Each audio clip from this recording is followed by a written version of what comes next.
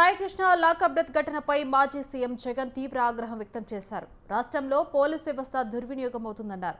చట్టాన్ని, పోలీస్ వ్యవస్థను చంద్రబాబు తన గుప్పిట్లో పెట్టుకున్నారని వ్యాఖ్యానించారు. ఎవరు ఏం చేయలేరు అన్నట్టుగా ప్రవర్తిస్తూ ఉన్నారని అన్నారు. కస్టడీలోనే సాయి కృష్ణను చంపి మృతదేహం కూడా మాయం చేశారని ఆరోపించారు. కనీసం కుటుంబ సభ్యులకు బూడిద కూడా ఇవ్వలేదని మండిపడ్డారు.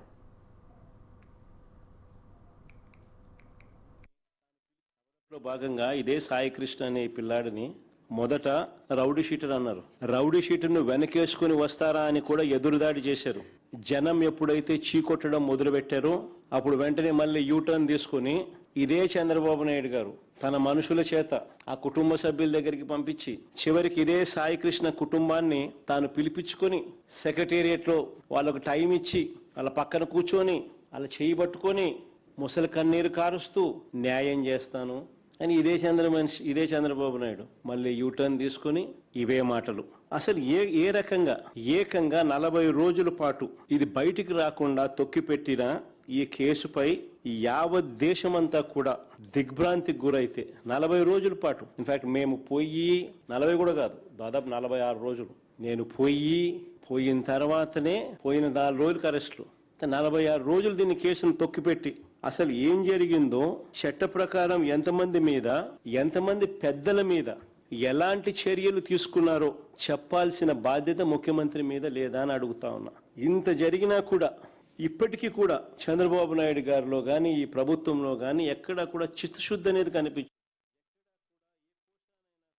సాయి కృష్ణ లాకప్ డెత్ కేసులో సాక్ష్యాలను తారుమారు చేసే ప్రయత్నాలు జరుగుతున్నాయని జగన్ ఆరోపించారు. బంధువులు సిపి, డీజీపీలకు మొరపెట్టుకున్నా ఎవరూ పట్టించుకోలేదన్నారు. పిఎస్లోని సీసీటీవీ ఫుటేజ్ను తొలగించిన కంట్రోల్ రూమ్, ప్రధాన కూడళ్లలోని కెమెరాల ఫుటేజ్ ఏమైందని ప్రశ్నించారు. సాయికృష్ణ కేసులో అధికారులను బాధ్యులుగా చూపిస్తూ అసలు విషయాన్ని కప్పిపుచ్చే ప్రయత్నం చేస్తూ ఉన్నారని మండిపడ్డారు. రిమాండ్ రిపోర్టు పరిశీలిస్తే అధికారులను ఎలా కాపాడుతున్నారో అర్థమవుతుందన్నారు. రిమాండ్ రిపోర్ట్ ఒకసారి చూస్తే, ఈ సాయి కృష్ణ రిమాండ్ రిపోర్ట్ ఒకసారి చూస్తే, వీళ్ళు చేస్తా ఉన్న దర్యాప్తు తీరును ఒకసారి గమనిస్తే కేసును వీక్ చేసేందుకు పై వాళ్ళను ఎలా కాపాడుతున్నారో చాలా స్పష్టంగా కూడా కనిపిస్తాయి ఆధారాలతో సహా. నేను 4-5 పాయింట్ల రిపోర్ట్ల ఆధారంగాను 4-5 పాయింట్లు లాజికల్గా నేను చెప్తాను. రాష్ట్ర ప్రజలందరూ కూడా ఆలోచన చేయమని అడుగుతా ఉన్నా. సాయి కృష్ణను మార్కాపురం నుంచి తీసుకువచ్చింది టాస్క్ ఫోర్స్ పోలీసులు. మార్కాపురం నుంచి తీసుకొచ్చింది టాస్క్ ఫోర్స్ పోలీసులు. వాళ్ళ రిమాండ్ రిపోర్ట్లోనే ఇది రాశారు, ఇది చెప్పారు. వాళ్ళు కృష్ణలంక పోలీస్ స్టేషన్ కి ఈ మనిషిని అప్పగించిన తర్వాత, అంటే సాయి కృష్ణను అప్పగించిన తర్వాత అక్నాలెడ్జ్మెంట్ కూడా తీసుకున్నారని కూడా రిమాండ్ రిపోర్ట్ లో వాళ్ళు చెప్పారు. మరి టాస్క్ ఫోర్స్ పని చేసేది పోలీస్ కమిషనర్ కింద కాదా? మరి ఇది జరిగింది ఎప్పుడు?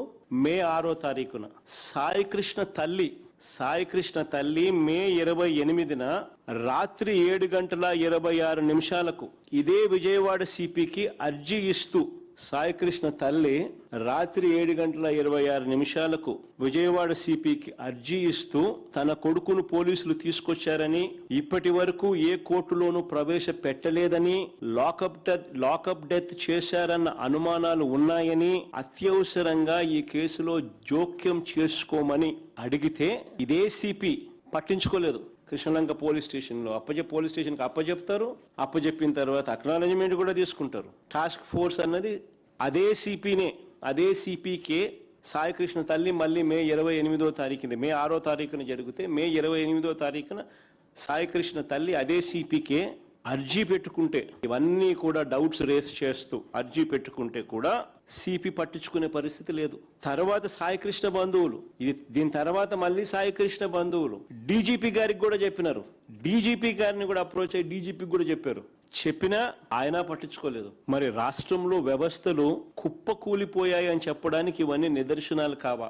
సర్కిల్ ఇన్స్పెక్టర్తో పనిచేయిస్తాడు తనే కాబట్టి సిఐని సిపి కాపాడుతాడు, సిపిని డీజీపీ కాపాడుతాడు, డీజీపీని చంద్రబాబు కాపాడుతాడు. ఇవన్నీ రాష్ట్రంలో కనిపిస్తా ఉన్న, మన కళ్ళ ఎదుటే కనిపిస్తా ఉన్న సాక్ష్యాలు. కుప్పకూలిన పోలీస్ వ్యవస్థ, దిగజారి